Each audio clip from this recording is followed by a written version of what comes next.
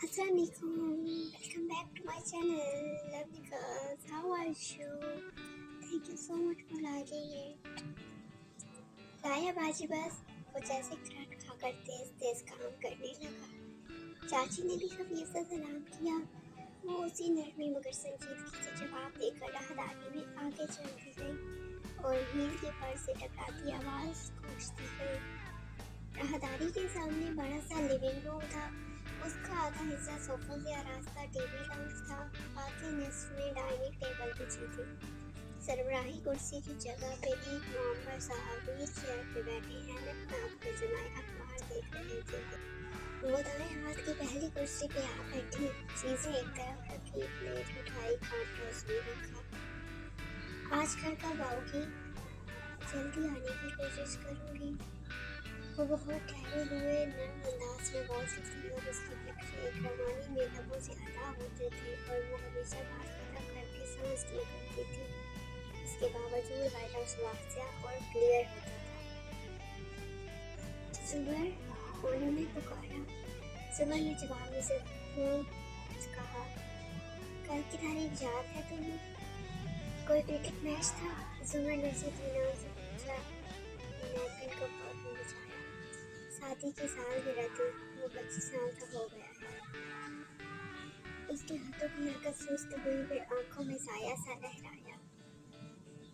वो एकदम चेहरा मोड़कर सदाकत की तरफ मुतवज्जह हो गई, जो लवास माप मेज पे रख रहा था और जुमर से नजरें भी नहीं मिला रहा था। बड़े अब्बा भी अखबार को ही देख रहे थे। सदाकत अंदर चला गया तो उन्होंने कहा, क्या तुम्हें याद है कि तुम क्या क्या भूलने लगी हो? 4 साल से उसके घर जाना भूल गई हो, 1.5 साल से उसकी शक्ल देखना भूल गई। जुमर मेज के पास में रखे गुलदान को देखते हुए कब लोगों से रमाया। बोली कुछ नहीं, उसका चेहरा सा बार था। मैं तुम्हारी कोई सालगिरह नहीं भूलता। मैं उसे पार कर लूँगी। साल करना अल्लाह करने के मुतरादिफ नहीं होता। जुमर ने संजीदगी से बड़े अब्बू का चेहरा देखा, जो अब उसे भी देख रहे थे। वो मेरा भतीजा है, मैं उसकी परवाह क्यों नहीं करूँगी? तो फिर उसे नाराज़ी खत्म क्यों नहीं करती हो? मैं उसे नाराज़ नहीं हूँ, जानती हूँ ये दिन क्या है, आप जानती हैं, कोई भी चीज़ इस हकीकत को नहीं बदल सकती। तो फिर उससे मिलती क्यों नहीं हो? ठीक है, आप हमारा नाश्ता फोन करना ही चाहते हैं तो ऐसे ही सही। काली डिश पे रखकर वो मुकम्मल तौर पे उनकी तरफ मुतवज्जा हो गई। वो मुझसे क्यों नहीं मिला जब मैं बीमार थी? मेरे गुर्दे गायब हो गए थे। एक अजनबी औरत मुझे गुर्दा दे सकती है, मगर मेरा भतीजा मुझसे मिलने नहीं आ सकता क्योंकि उसकी पढ़ाई ज़्यादा ज़रूरी थी। अब्बा वो मेरा बेटा था, मेरा भाई था, मेरा सबसे अच्छा दोस्त था, मगर वो मेरे पास नहीं था जैसा मुझे उसकी ज़रूरत थी। वो इंग्लैंड चला गया और हाँ, वो वहाँ से मुझे कॉल कर लेता था, मगर कॉल करना परवाह करने से मुतरादिफ तो नहीं होता ना। तुम उसकी जो बात दरगुजर कर देती अगर उसने ये ना कहा होता कि फारिस में गुनाह है। और सुमन रुक गई, उसके तासुरात घट गए, आंखों में गहरा कोई तकलीफ गुस्सा उठा।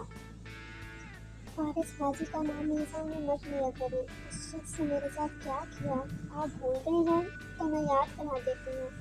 उसका जैसे नाश्ता हराम हो चुका था, लोगों को नौकरी के साथ थपथपा कर बाहर खाने के पीछे अड़ते और उनकी आंखों में देख कर सपाट लहजे में बोली, वो आपकी बीवी का भाई 4 साल पहले उसने मेरी बीवी पर बात कर दी थी।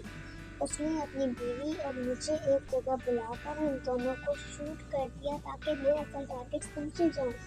इन 3 गोलियों ने जो मेरी कमर पे लगी थी कि उस शख्स ने मेरी पुश्त पे ही तो हमला किया था। मेरे सिर्फ गुर्दे नहीं छीने, हर चीज़ छीनी। और शादी उसने तब भी कहा था, अब भी कहेगा कि उसका मामा बेगुनाह है। ग्रेट। दोनों हाथों को उठाकर उसने जैसे किसी नादिदा हस्ती को शाबाश दी। उसका रंग निचर चुका था और खुशी थी, डिस्टर्ब में उठा रही थी। उसने शादी के बड़े मामों और अपनी बीवी को मारा, उनका अपना मामला है, मगर उसने मुझे भी मारना चाहा था और ये मेरा मामला है। मगर अब्बा, इसके बावजूद मैंने फारिस काजी के केस को फॉलो नहीं किया। मैं खुद को 1.5 साल से उस केस से अलग कर चुकी हूँ, अपना बयान भी वापस ले चुकी हूँ। क्योंकि जब इस वाक़ये का ज़िक्र किया जाता है मुझे नए सिरे से तकलीफ़ होती है। प्लीज़ मुझे कम से कम नाश्ते की मेज़ पर ये तकलीफ़ मत दिया करें।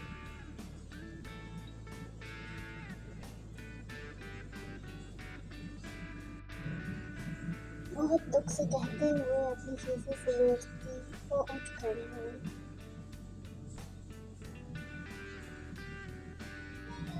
बड़े अब्बा ने खामोश दादी से उसे जाते देखा, फिर उसकी आधी चाय की प्याली को। हर शादी से शुरू होकर फारिस में खत्म होने वाली गुफ्तगू के नतीजे में चाय, नाश्ते और खाने वही अधूरे रह जाते थे।